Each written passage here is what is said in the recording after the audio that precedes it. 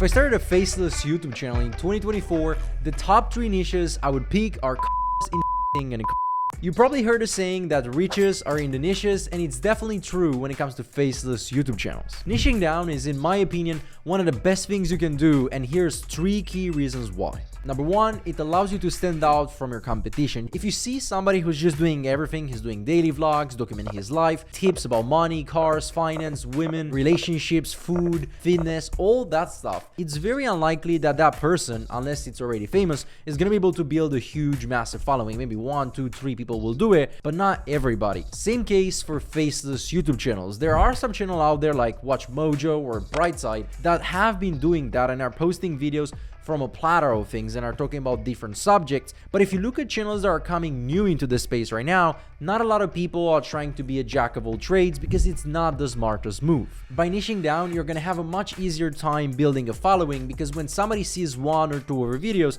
they know what they subscribe for, they know what to expect, and you're gonna have the loyal fans, the loyal viewers that will come and watch your videos over and over again, give it the view velocity, and then from there, YouTube will push your videos even higher in the algorithm and get more and more views. Now, channel about everything, you don't really get that. Some people will watch, maybe some of them will subscribe, but the viewer to subscriber ratio is going to be much smaller and you're going to have a harder time building an audience. It's definitely the smarter option to niche down from this standpoint of view. And great examples of faceless YouTube channels that niche down and have done it successfully are Bricked, for example, right? This channel only decided to make videos about Legos, which is not a popular, crazy, big market, but again, they only make videos about Legos and they make over $5,000 per month, and they have been able to build an impressive following for what they're doing. Or you have channels like The Epic Economist, where they only talk about the economy and what's going on, what's gonna turn bad, what's about to crash, what's about to happen, and they have been able to build this following of like financial bad news, this is about to crash, about to happen. Been doing this for a couple of years, but you can see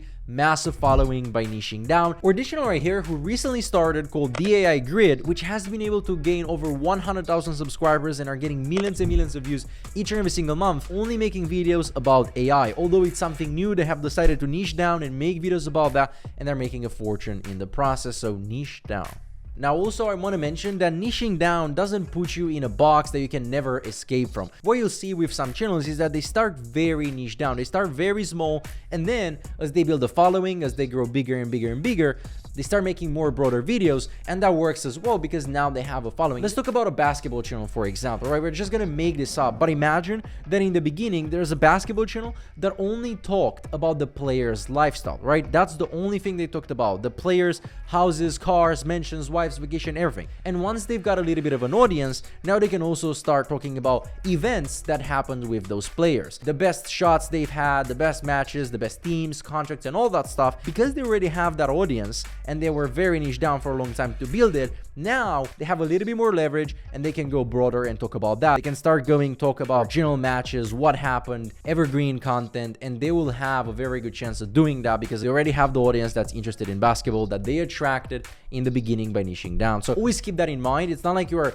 placed within a box that you can never escape from. You can always go broader once you start and once you have built the audience. The second reason why I believe it's key for you to niche down is it's going to be much easier to attract better talent. So if you want to go with the hybrid method or the paid method, whether you want to outsource the entire content creation or you want to outsource and get some help for some of the parts but not all of them, you will need people. If you are niche down, you're going to have a much easier time doing that, and the reason why is because freelancers also tend to specialize in things. If they're passionate about a subject, maybe about sports, maybe about business, maybe about houses, luxury, they tend to only go in that niche and build a portfolio of clients, build a portfolio of work and channels that they've worked with in that niche, because there are not a lot of freelancers out there who specialize in economy, for example. And if somebody decides to do so, it's a very good move for them because it positions them as an authority. And on the other side, it's a very good move for you as well, because by being niche down, you can only speak to a couple of people who know that very, very well. On the other side, if you get a team of freelancers to help you with the content, but today you are making a luxury video, which they might be experienced in, but tomorrow you want to talk about cars or sports or football or players or lifestyle,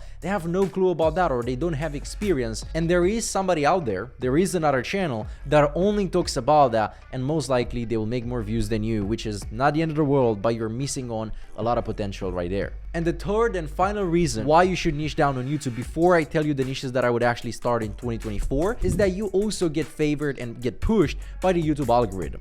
Think about suggested videos, for example. If you're on a phone right now and if you scroll down past this video, or if you're on a computer, you want to look on the right side, you will see a couple suggested videos. Now, I would bet that some of those videos are about YouTube, maybe even YouTube automation and Faceless channels, by at least money or similar people who make similar content to me. It's because YouTube sees them, the algorithm sees them being from the same niche, being from the same plethora of interest, and decides to recommend that content for you to watch. Same thing will happen with your videos. When people are watching some of your competitor videos, they will start recommending your videos as well, because they know that both of you talk about football, for example, or basketball, to follow the previous example. Now, if you don't do that, it's gonna be very hard for YouTube to suggest your videos, and you're gonna miss out on a lot of traffic because of that. To give you the most transparent example that I can for that, if you look at this channel, Razvan Paraschiv, that you're watching right now, over the last 90 days, I have gotten 1.3 million impressions and 100,000 views. And if I look here where it says how viewers find your videos, you can see that 10.8% of those people, 10%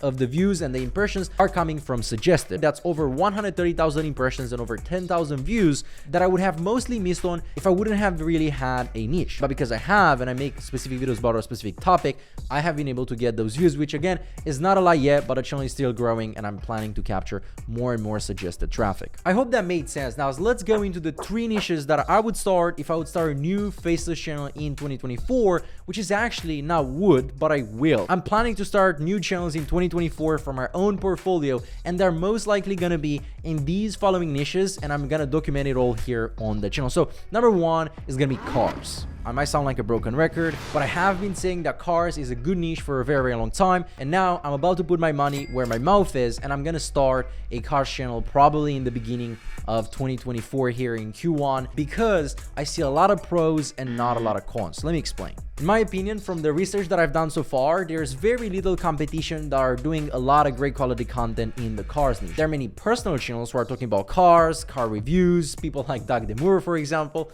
But if you look at the Faceless YouTube channels market, I don't see a lot of competitions who are doing like the best of the best content and are doing the most of it and are attacking all the angles. So I see like a sweet spot. I see a gap in the market that I think I can go in and fill right there and make some money in the process. I also think with the car channel, I can build a decently sized audience. I think I can get over 100,000 subscribers for a car channel, because there are a lot of people out there that are liking cars, and if I can create great quality content that they want to see, I think they'll subscribe, and that'll give me a solid audience to reference more videos to. And I also think you can hit my financial goals, meaning I want to make $10,000 per month with this channel. So those are just a couple of the reasons as to why I'm looking into cars. You're going to see the entire journey and more reasons as to why I'm choosing that niche here on the channel. Niche number 2 that I'm looking at would be business/investing, with a small caveat here that they're a little bit different. With business and investing, I'm looking through a different lens that I'm usually looking, right? So for most of my channels, I just like to treat them as assets, right? I'm not like, oh my God, I love this. I don't necessarily start by saying, what do I love talking about? What do I like doing? Because I'm doing that already here on this channel, on my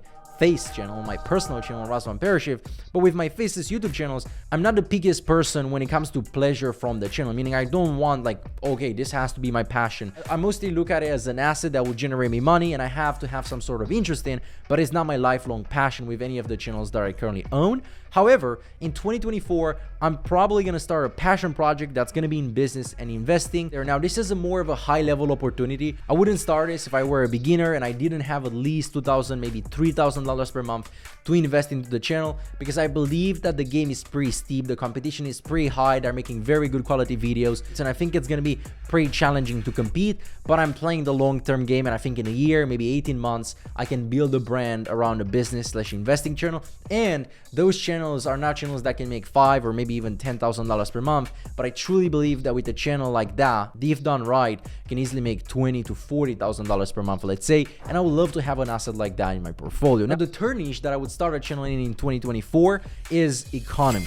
I referenced a little bit earlier the Epic Economist channel. Well, I've been looking into that niche and I've been talking about it on the channel for a very long time, and I've struggled to find a lot of successful competitors who are doing it correctly. If you're passionate about finance, economy, what's going on in the world with the crashes, the inflation, the economy, especially in the United States, or if you're studying that or want to write for a newspaper one day, I think this can be an amazing opportunity, not only to exercise that skill and to learn that skill and stay up to date with what's happening, but also to make a lot of money. It's not the most beginner friendly, but I think this is the play in 2024. If you want to have a higher chance of success, if you want to place all the odds against your favor, you have to take a little bit more risk, especially if this is not your first rodeo. If it's the first time you're starting a channel, I would go with something mainstream like cars, the first option that I mentioned. Go with cars, go with movies, go with celebrities, go with sports, tech, those areas. But if you are a little bit more seasoned and maybe it's the second or the third, or you are a YouTuber and you know how the game works,